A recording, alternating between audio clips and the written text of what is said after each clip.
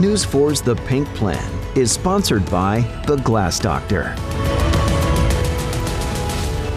According to breastcancer.org, breast cancer is the most common cancer diagnosed among women in the U.S. each year. In 2025, over 300,000 women will be diagnosed. There are currently more than 4 million women with a history of it in the U.S. This includes women currently being treated and women who have finished treatment. It's a disease affecting not only women, but in some cases, men too. Good afternoon, everyone. I'm Beyla Walker. Thank you so much for joining us today for The Pink Plan. In today's program, we're going to share the triumphs and the tragedies surrounding breast cancer.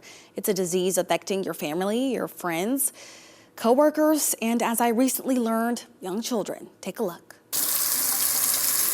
Spaghetti, Julia's favorite meal to cook for her mom, Holly. She was just making noodles in the kitchen one day. A normal day for the mother-daughter duo until Holly noticed something. And I just kind of looked and I was, one of your boobs is bigger than the other. For a 14-year-old girl, body changes were a part of the teenage experience, but still, Holly had concerns. Well, that made us go to the doctor, and then she got an ultrasound. Months passed by, no word.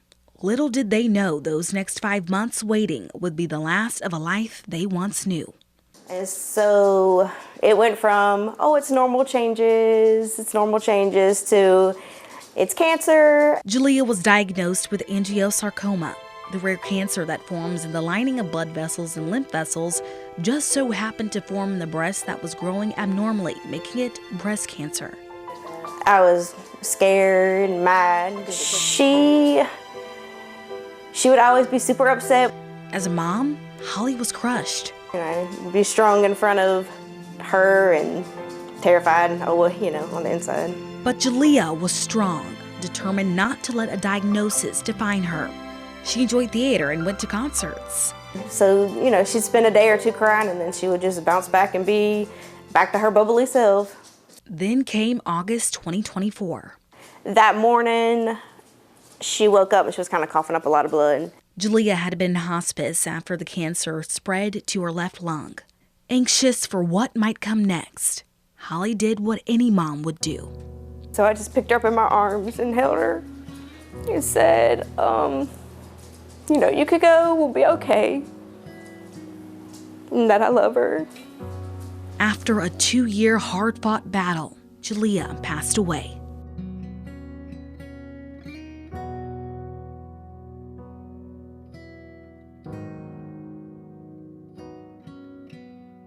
And her family's unwavering faith that they'd been clinging to for the past few years, still there. I just always prayed. I prayed for her healing, but if not that, he would take her and she wouldn't suffer. So she didn't suffer.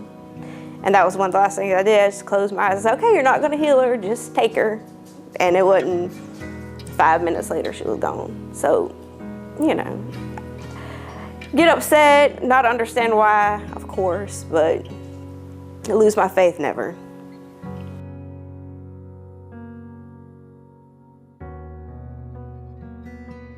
She was smart, an old soul, artistic, and fun.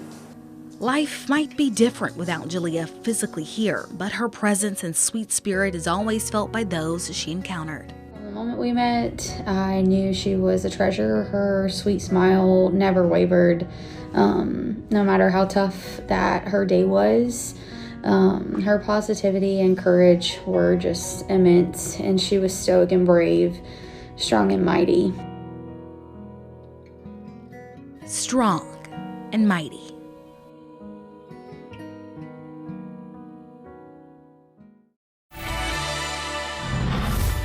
And Julia may not be here with us today, but there are 3 survivors joining me to discuss their journeys and the new outlook it brings on life. I'm joined now by Felisa Pierce, Montika Freeman, and Laura Martin. Ladies, thank you so much for joining us today. Thank you. Thank you for having us. Of course. Now, we are excited to get into these stories and share everything that you've learned in your experiences so far. Miss Laura, we're going to start with you. You were diagnosed with breast cancer 3 years ago. Talk to us about that time.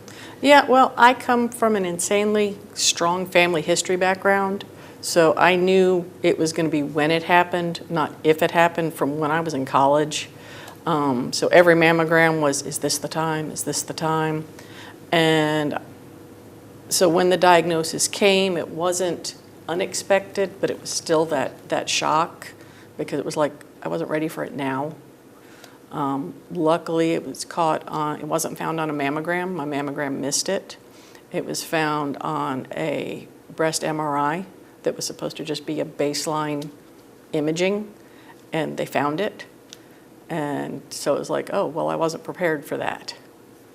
And then it was a matter of where to go for treatment, who to do to, how are we going to do this, what does it impact my working and everything like that. And the choice is, do I do lumpectomy, do I do a double mastectomy, and you just go to, the internet's wonderful, but it's also really scary because you just end up going down all these paths. And I spent a weekend just going down all these rabbit holes of what to do, and finally had to just, okay, let's take a break and prioritize it. And I ended up going to UAB for my treatment and my surgery. Had my surgery November 30th of 2022. I actually didn't even tell anyone about my diagnosis for about 5 or 6 months because there was a lot of life events going on at that time. My oldest was getting ready to graduate high school. My youngest was getting ready to go to high school, and I didn't want to interfere or mess up with anyone and the plans that they had. And then it just got to a point where I had to let it be known because it was starting to take a toll on me. But I did not research, I didn't Google, I just kind of acted like it didn't exist for a minute. I actually went to have a mammogram, and they found it on there. I didn't feel any lumps or anything. They just checked me and it was there. And the report came back from my doctor, and she told me that I did have cancer.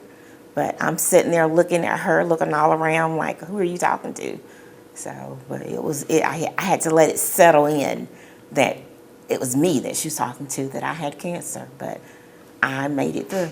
Laura, you had a double mastectomy. Yes. Can you talk to me about that process and why it is that you decided to do it? Well, my cancer was caught early enough. My surgeon was like, you can have a lumpectomy and then do radiation and you'll be fine.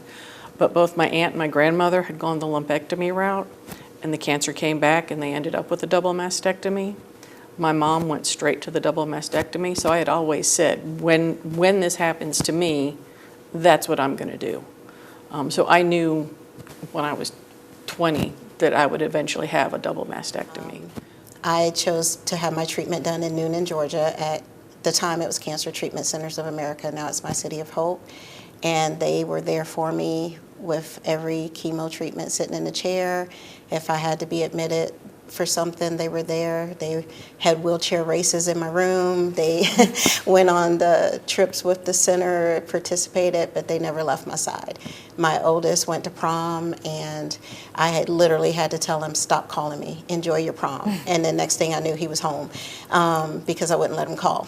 My youngest, he was by my side. And as I went through chemo, it was actually my youngest that gave me the motivation. He told me to quit telling the story because it makes him look bad, but he actually gave me the motivation to keep going. Chemo was the hardest thing I've ever encountered in my life. I wouldn't wish it on my last or worst enemy. And when I told them that I couldn't continue, that I was going to give up treatment, it was a statement that he made to me that I told him, now I have to fight. Did you know most women who develop breast cancer have no known risk factors? 30% of cases can be contributed to things like body weight, physical inactivity, and alcohol consumption.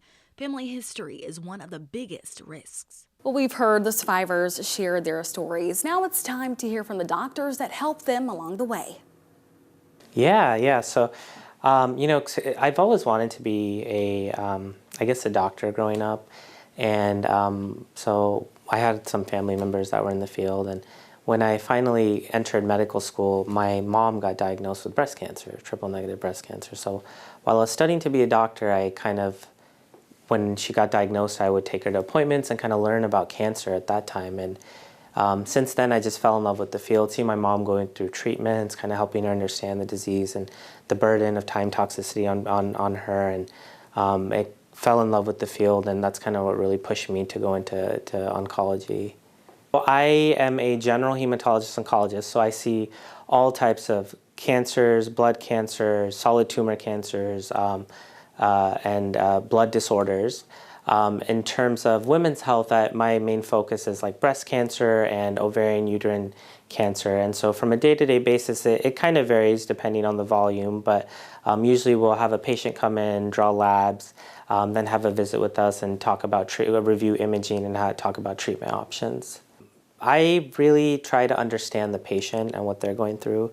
I know it's a very complicated and burdensome process to have cancer and go through treatment. So even throughout fellowship, I really learned about time toxicity with some of my mentors, and how treating the patient as a whole and kind of understanding their social situations on what they're going through, instead of just treating like imaging and numbers and things like that. So I really try to help patients get through the treatments. It's scary. I would say it's scary if it's a new cancer diagnosis, so we really try to spend a lot of time to getting them to understand what's going on, but it can be a little bit anxiety provoking. I try to give them reassurance, that we do have treatments available, and if we don't, there's always clinical trials we can look at. I always tell patients to definitely try to get as much social support as you can with family, friends. We have a lot of different cancer support groups we can refer to just talk to people around that have gone through the same thing. I've come to realize that patients that are able to find other people that have gone through this and talk to them, it gives them a lot of reassurance to get through the treatments. So I kind of rely on my team to help us to get through it. I also talk with my wife and who's also an oncologist here, and so we both kind of work together in serving the Wiregrass community.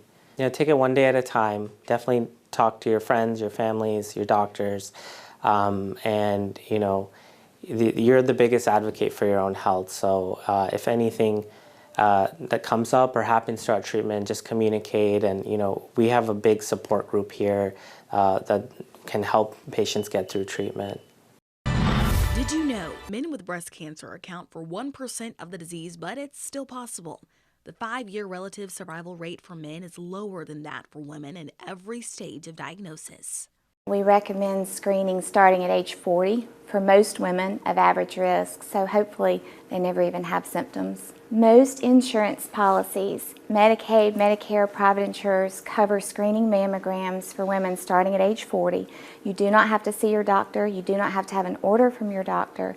You can have that without anything ordering it for you, so you can call and schedule. We have several models that can identify women who are at higher risk. So if you have someone in your family, a first-degree relative who's had breast cancer, male in your family with breast cancer, all of those things can change the age that we recommend beginning screening. And you also recommend the routine checkups. That's a big one because I think most women find lumps there during those routine checkups. They do. So a lot of women, we recommend that you do exams kind of at the same time every month so you know what that tissue feels like. And if you feel something abnormal, and some women find something just during a shower, just getting clean, if you find something that's different, call your provider so that we can see you and examine you and order the kind of testing you need. I think my office has a really, really good staff. I think our hospital has a really good staff. We want women to feel like taking your time to do your exam, getting your mammograms, that's just something you do to take care of yourself. Your family needs you, and so it's important that you do the things for screening to make sure you're there for the people who need you. Did you know the risk of breast cancer increases immediately after giving birth? The risk of hormone receptor negative diseases mitigates among women who breastfeed. Coming up on the Pink Plan, we hear how area nonprofits are fighting the cause. Plus, put everything into those care packages, our compassion, our love, and we send them out and hope that they can touch every heart that they get to. A young man turning his pain into purpose. Did you know Black women have the lowest survival rate for breast cancer along with American Indians and Alaskan Natives? This is due to unequitable access to treatments such as cancer screenings. Welcome back. The New Promise Cancer Foundation in Dothan is dedicated to offering physical, emotional, and financial support to those fighting the good fight. I'm joined now by Jill Hughes and Sherry Kugler. Ladies, thank you so much for being with us. Thank you. Of course. So I want to start with an overview of this foundation. What is it that you all do? Yeah, so the New Promise Cancer Foundation was formed by Dothan Hematology and Oncology. We provide financial assistance and support services for cancer patients and their families in the Wiregrass. So talk to us more about the financial aspect of it. Yeah, so this year alone, we've been able to distribute over $230,000 to cancer patients enrolled in our program. So the funds go to help things like household and medical expenses, so rent or mortgage payments. We can also help with gas and transportation. We help with food and things like that too. You also have the Cancer Connection. Give us some details. Yes, that is a social emotional support group network. We host meetings throughout the year where people can come and kind of be around people that understand and have been through the journey. So that's for current patients, survivors, caregivers, and anyone who's kind of interested in supporting people going through cancer. And Sherry, you also support this cause. Talk to us a little bit about your organization and what it is that you all do. I am employed at Covenant Methodist Church, and part of my responsibilities, or one of the things that I'm just passionate about, was starting our cancer care ministry.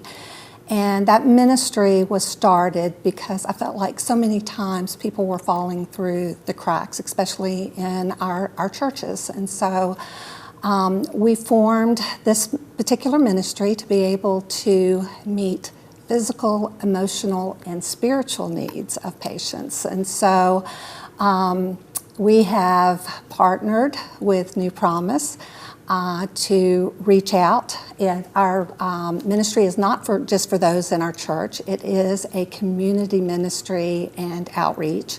Right now we have 7 teams into place that have been through training. They go through actually 8 weeks of training to not only meet the needs of the patient, but caregivers as well, because we know both can be overwhelming.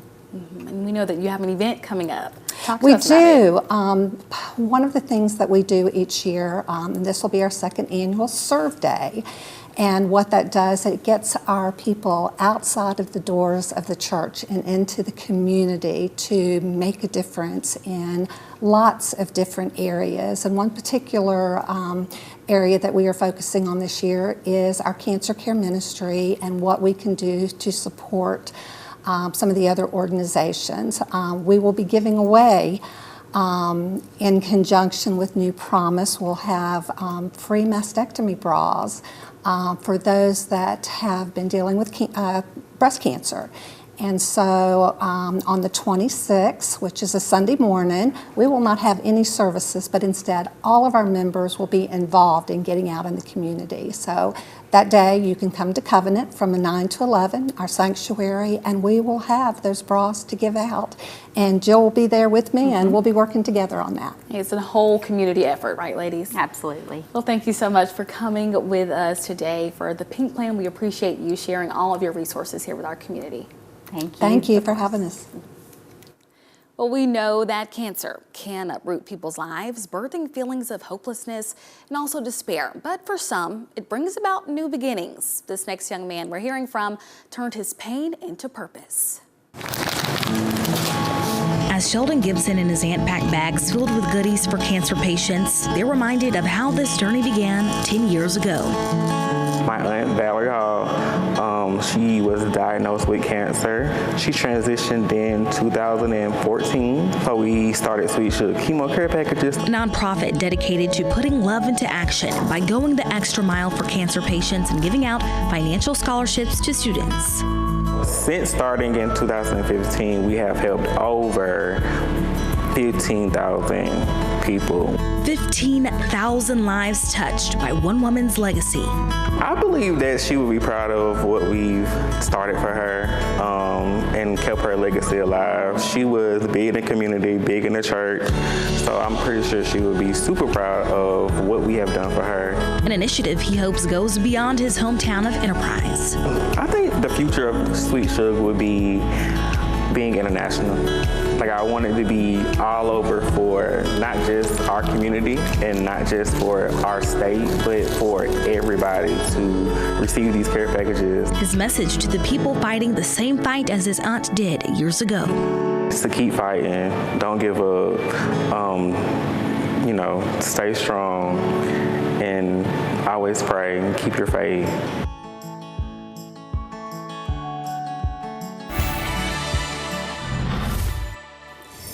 And I'm joined now by Sheldon Gibson. Sheldon, your story is so inspiring. You're so strong. Talk to us about your experience with breast cancer. I know you mentioned your aunt in the story. We talked about her for a few minutes. What does it mean to be able to carry on her legacy? Being able to carry on the legacy that she gave to the community is something major for me. Me and my family have put together Sweet Sugar and put in the work. This is our 10th year doing this. We're excited. We want to go really big this year. So we're really excited to put in the work that we need to make things go as they need to go. And family, it's important during this time, Yes. always needing a shoulder to lean on. Can you speak to us about that time when your aunt was going through this journey? How were you and your family members there for her? So my family was the biggest inspiration for her because she had no kids. So she depended on us for everything. I was at every chemo treatment with her, driving her back and forth, every treatment, every doctor's appointment. So I became her child. People was like, oh, that's your mother? You can say that. But family is major. Family is everything for us. We love getting together. We love celebrating birthdays. We love going on vacation. So family is big for me. And you spoke about how you want your nonprofit to spread far beyond the Wiregrass. Talk to us about your ambition to not only keep it here, but take it around the world. So our mission at Sweet Sugar is putting love into action. So I want everyone to feel that love. I want people to really know that they're not alone and that they have us to lean on. So we put everything into those care packages, our compassion, our love, and we send them out and hope that they can touch every heart that they get to. And every year you all are making these packages. It is already passed. You all have already made your packages for this year. But how can people help you and join in the future? We are still taking donations. You can find us on Facebook. The last day for donations is October the 10th. So it's Sweet Sugar Chemo Care Packages on Facebook. You can send a message, you can reply to a post. We're also giving away mega passes for the Peanut Festival, 6 mega passes. So it's a raffle still going on. So Sweet Sugar Chemo Care Packages on Facebook. Well, thank you so much for joining us and being open, vulnerable, and sharing your story with us. We appreciate you. Thank you, friend. Of course. I mean, the support is what got me through, and God and praying and things, but just people rallying around you makes you stronger. You said when you first found out about the disease that you've been diagnosed, you said all you could do was call on God. Can you tell us about that? Yes. When I went to get my results of my test, when she called me into the office and she told me that I was positive for breast cancer, and I couldn't do nothing. All I could do was call on God. That's all I could do. I couldn't cry. I didn't cry. All I could do was call on Him, and I know that was the one to call upon. And she told me that, Miss Mary, it's not the end of the world. And that brought comfort to me. She says, it's not in the world because it's so much out there now that we can do for it. And I was thankful for that. And I've been having a supportive group. There's a lot of groups out there that you can go to and reach out to, and they will reach out to you, And my church family, my family, friends, they've been very supportive to me. Yes, ma'am. We love to hear about that support. Did any of you have those moments where you find out and you were like, God, I don't know how I'm going to be able to do this, but I'm laying it in your hands? Absolutely. I mean, when I went through it, I just kind of was in a state of confusion for a few days, but then I kind of snapped out of it and said, I'm going to do this, and I'll get through it. What about You have to have that strong faith. And then if you don't know God during that time, you will know him by the time you get finished. Because, I mean, it was a time to where, I mean, because I was young. I was diagnosed at 26. I'm 17 years in now, and I still call on God every day because I'm still doing the chemo form in pill form now. So every day is a survival day for me. So. And you said you were diagnosed at 26, guys. Like, that's a very young age. A lot of people are like, that doesn't happen to me, right? So, I mean, how does that change your perspective about this disease?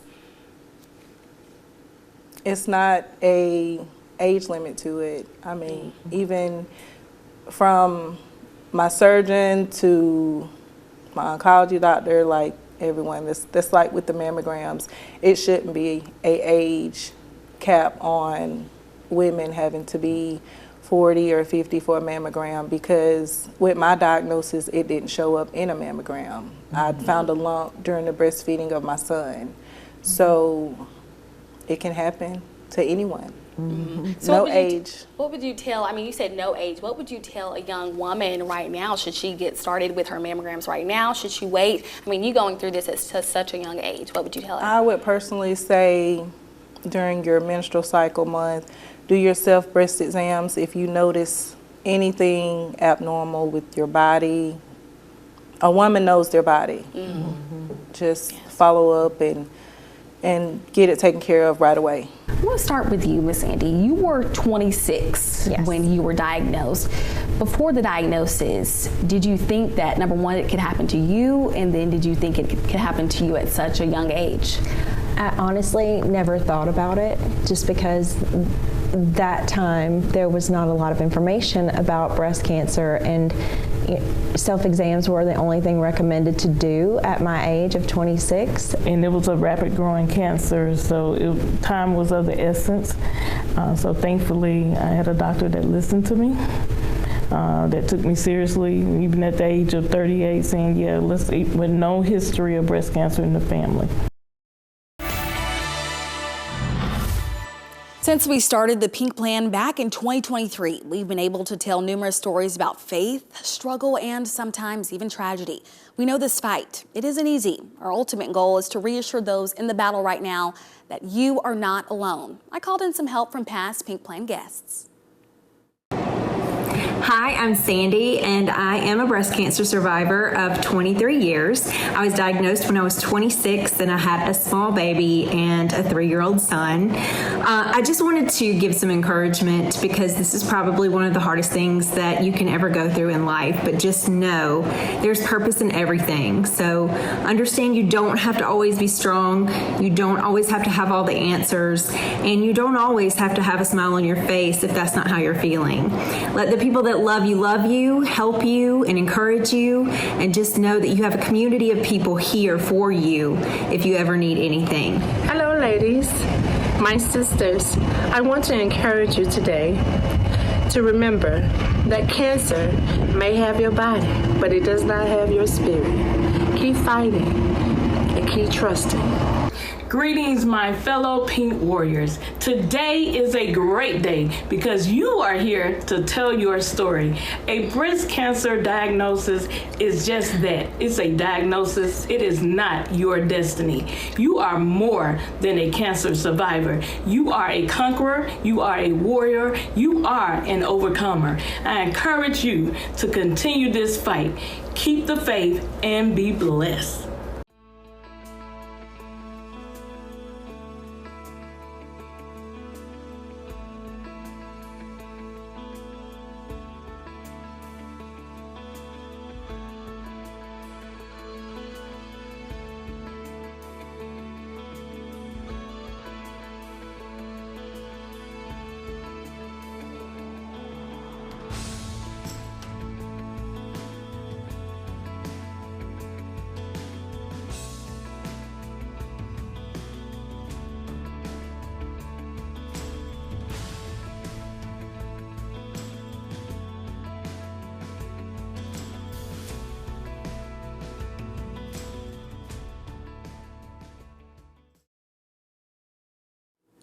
Be blessed. That is the ultimate message here. Thank you so much for joining us today for the Pink Plan. I hope that you leave with a better understanding of how breast cancer affects our community and the ways you can contribute to the fight.